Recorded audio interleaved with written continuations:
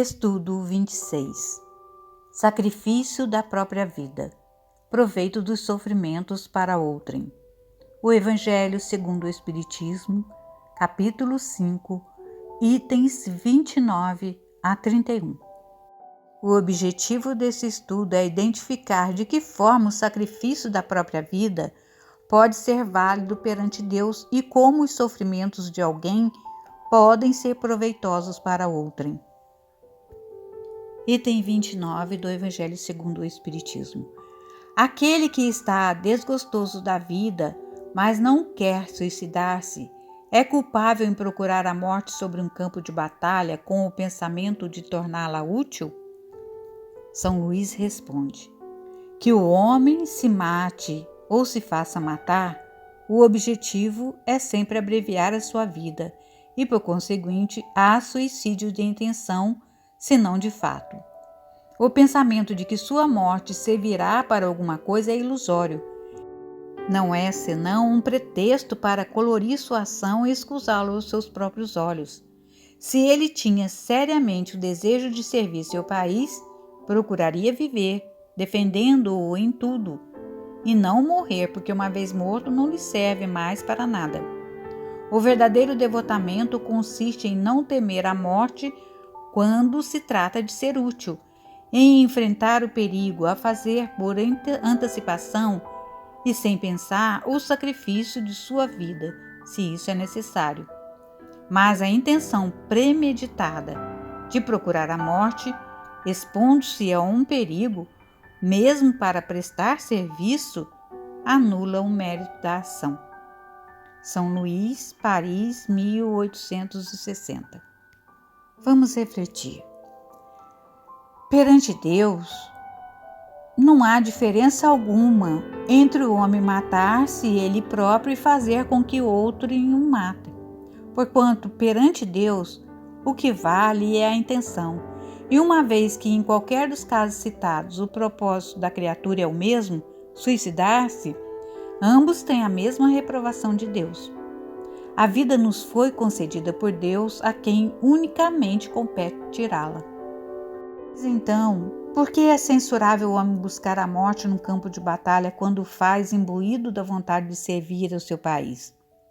Conforme já vimos na questão anterior, a Deus vale a intenção. Aqui também o que prevalece é o propósito de se extinguir a própria vida. Se a vontade maior da criatura é a de servir seu país, há outras tantas formas de fazê-lo sem ter que expor sua vida. Buscar a morte com premeditada intenção, expondo-se a um perigo ainda que para prestar serviço, anula o mérito da ação. Sem desconsiderar a prudência e o dever que cada ser humano tem de preservar a vida, poderá haver casos em que alguém tenha mérito por haver se exposto à morte quando esta lhe advenha de atitude voltada unicamente em benefício da vida do próximo, sem nenhuma intenção premeditada de morrer, mínima que seja. O verdadeiro devotamento consiste em não temer a morte, quando se trate de ser útil, em afrontar o perigo, em fazer de antemão e sem pensar o sacrifício da vida se for o necessário. No item 30, lemos o seguinte: um homem se expõe a um perigo iminente para salvar a vida de um dos seus semelhantes, sabendo de antemão que ele mesmo sucumbirá. Isso pode ser considerado um suicídio? Do momento em que não há intenção de procurar a morte, não há suicídio, mas devotamento e abnegação, embora a certeza de perecer. Mas quem pode ter a certeza? Quem disse que a providência não reserva um meio inesperado de salvação no momento mais crítico? Não pode ela salvar mesmo aquele que estiver na boca de um canhão?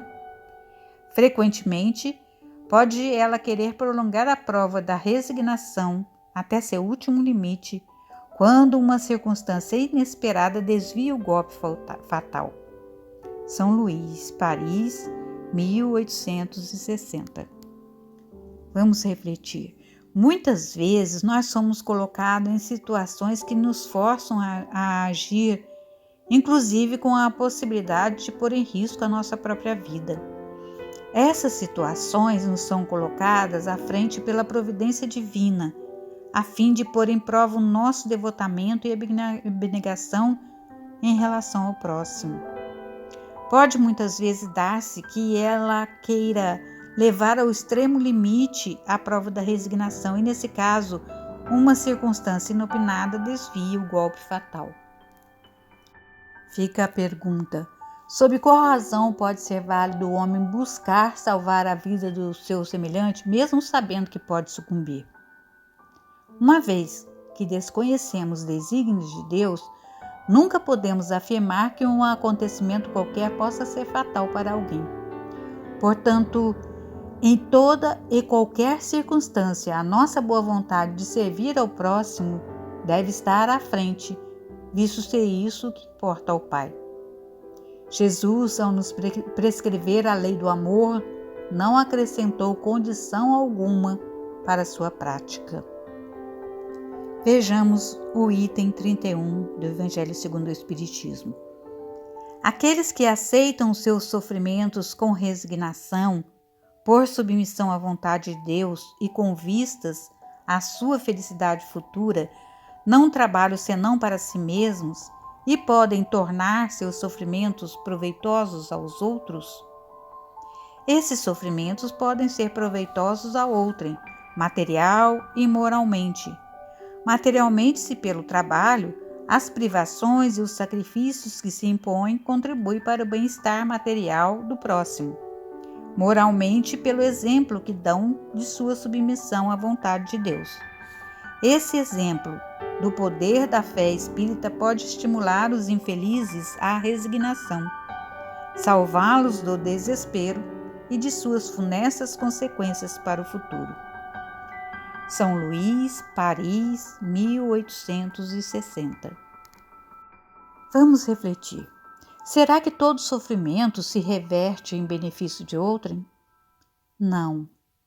O sofrimento, para ser proveitoso tanto para aquele que lhe padece os efeitos como para os outros, tem que ser resignado e submisso às leis divinas, além de ser apoiado na confiança em Deus e na vida futura. O sofrimento, acompanhado de lamentação e revolta perante Deus, não traz benefício algum e tende a aumentar o débito daquele que sofre. E então, de que forma podem os nossos sofrimentos ser proveitosos para outrem? Esses sofrimentos podem ser de proveito para outrem material e moralmente.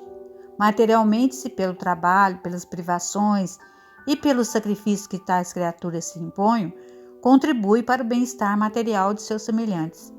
E moralmente, pelo exemplo que elas oferecem de sua submissão à vontade de Deus. Muitas pessoas se recuperam moral e materialmente apenas se valendo do exemplo de outras que, em circunstâncias parecidas, se reergueram e venceram os obstáculos.